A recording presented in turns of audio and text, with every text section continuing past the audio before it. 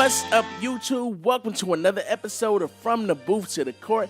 It's your boy Roy, and we are back with another fire video for the channel. Now, when you seen the thumbnail, you seen the title, you already know what the video is gonna be about. We talking about Game 1 of the NBA Finals. We talking about the big Balboski of the NBA playoffs, the creme de la creme, where everybody waits all year and watches all these NBA games for, and that's to see who's going to the finals.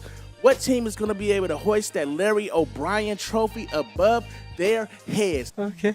Now, looking at the actual two teams that we got in the finals this year, for the East, we got the Toronto Raptors making their first appearance, and they representing heavy. Got Drake on the sideline dancing and doing whatever he got to do to get the team amped. Looking out West, I mean, it's no surprise. We already know who was going to make it.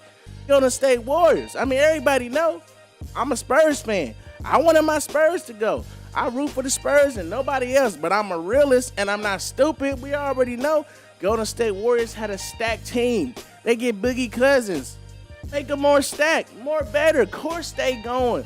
So those are two teams that actually made it. Now, looking at both teams' journey, Toronto Raptors, I mean, the first round matchup they had was against the Orlando Magic. They was able to dust the hands off, take care of business. Then they went into the second round, and it was a star-studded matchup against the Philadelphia 76ers that went all the way to Game 7, where you see Kawhi take the shot fading out of bounds over the outstretched arm of Joel Embiid.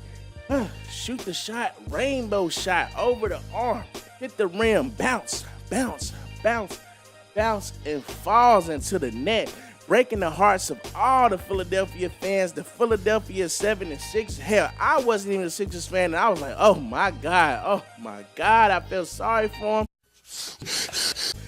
Had Joel Embiid, you know, breaking down, and shout out to Joel Embiid. He's definitely one of my favorite big men in the NBA today. I definitely see a lot of things happening to him with his career in the future, but hey, he broke those hearts.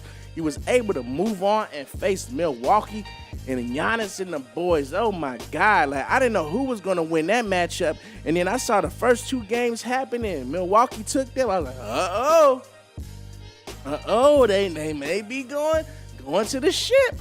Wrong.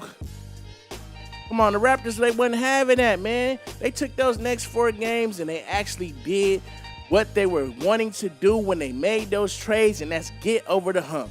Now, looking at the Golden State Warriors out west, their matchup wasn't easy neither. The first round, they actually won against the Los Angeles Clippers, and in my opinion, I feel like that's the toughest matchup they had all series.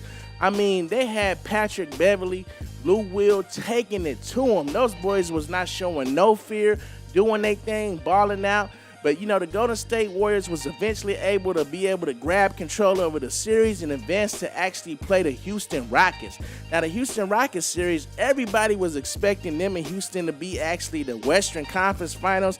But the way that the seeding happened and everything, unfortunately, you know, we didn't have to wait to the Western Conference Finals. We was able to see it in the second round. They was able to take care of business, and then they actually, you know, was able to go on and be able to face the Portland Trail Blazers. And no disrespect to Portland, but I mean, I'm sorry. They treated them like a front porch or a back patio. They swept them like dirty house carpet.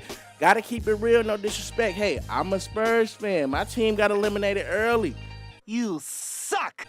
I gotta keep it real. We got our butt whipped by the Nuggets. Y'all was able to beat the Nuggets, so y'all probably would have beat us the way we played, but you got swept. Gotta keep it 100. Golden State went to the finals. Now, looking at the finals matchup between those two teams, I mean, in the series that they actually played, the Toronto Raptors played, and they took both games because since they're actually on 2 different conferences, they only play twice, and Toronto took both games. In the first game, it actually went to an overtime thriller.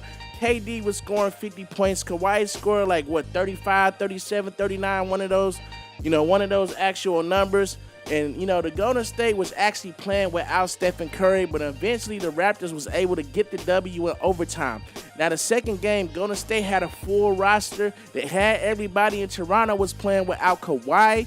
and Toronto was still able to take that game. But you got to remember that that is the regular season. That means nothing. This is playoff basketball.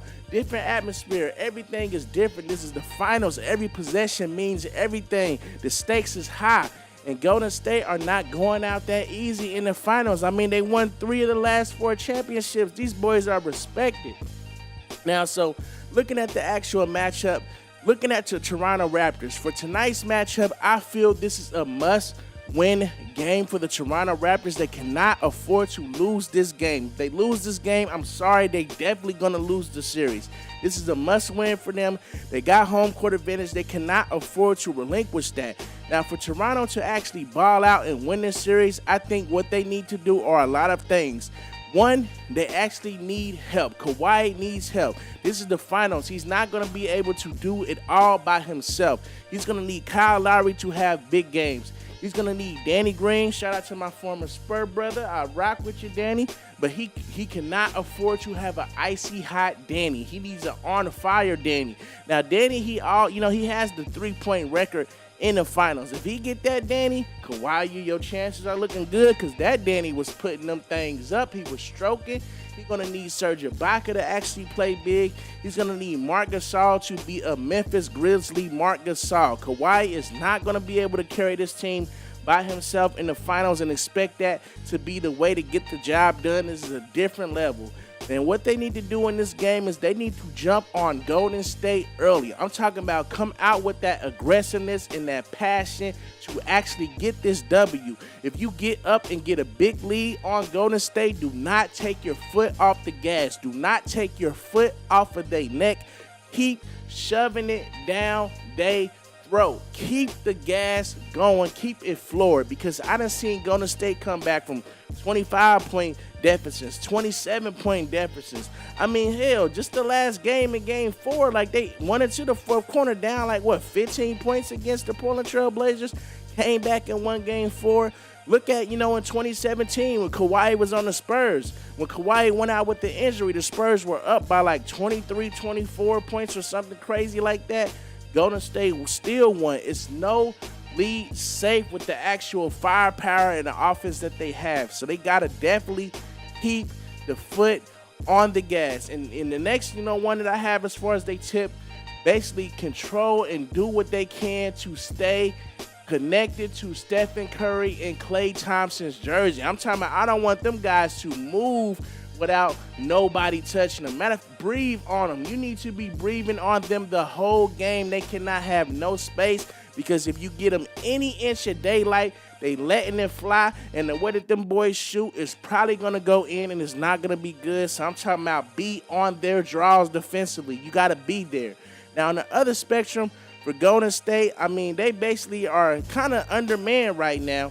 Nobody knows if Golden State is going to play Kevin Durant or Boogie Cousins. They are both questionable for tonight's game. Now, listening to Steve Kerr, he pretty much said that I think both of them are not going to play. He may try to play Boogie a little bit. He definitely confirmed he's not starting them, so Boogie may see a little bit of minutes, but this is the finals, and he's been, on the sideline, so I know that his oxygen and his stuff as far as, like, his conditioning is not up to par. But for Golden State, what they got to do to win this series is just beat Golden State. Now, everybody talking about them missing KD and missing Boogie Cousins, but people forget that this team that they have on the floor has won a championship together in 2015. So they definitely are capable of bringing the shit back to Golden State.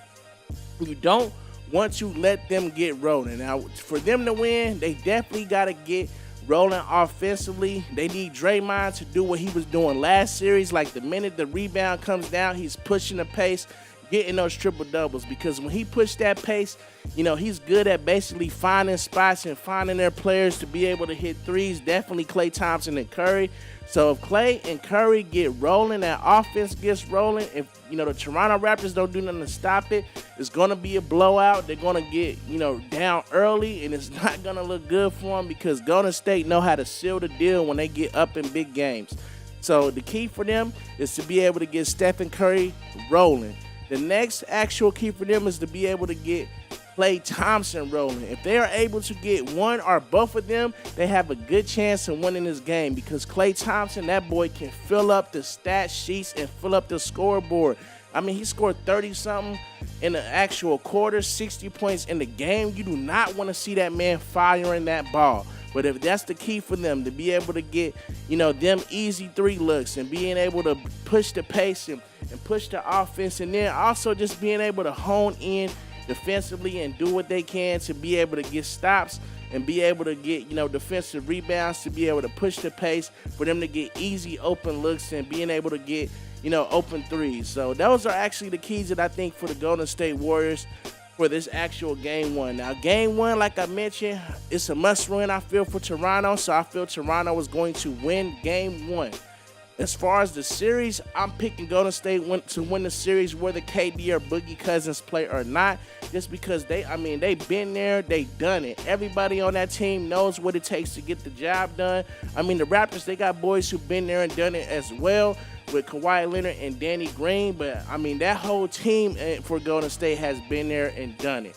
So, hey, those are actually my picks for the actual game tonight, as well as the matchup for the series. Now, if you have different choices than myself, go ahead and put that in the comment section below. Let me know if you think the Golden State is going to win game 1, or if you think the Toronto Raptors is going to win the series. I would love to actually read those comments. If you liked the video, go ahead and hit that thumbs up. If you didn't like the video, hey, hit the thumbs down. We are all keeping it real. I'm still new. I'm still trying to grow my channel and still trying to add things to my channel to make it better. If you are actually new to the channel, if you want to follow me, hit that subscribe button, hit that notification bell, so every time we upload, you can get that notification sent to you that some new fire is on the channel. Appreciate you guys tuning into the video. It's your boy Roy from the Boot to the Court, and we out.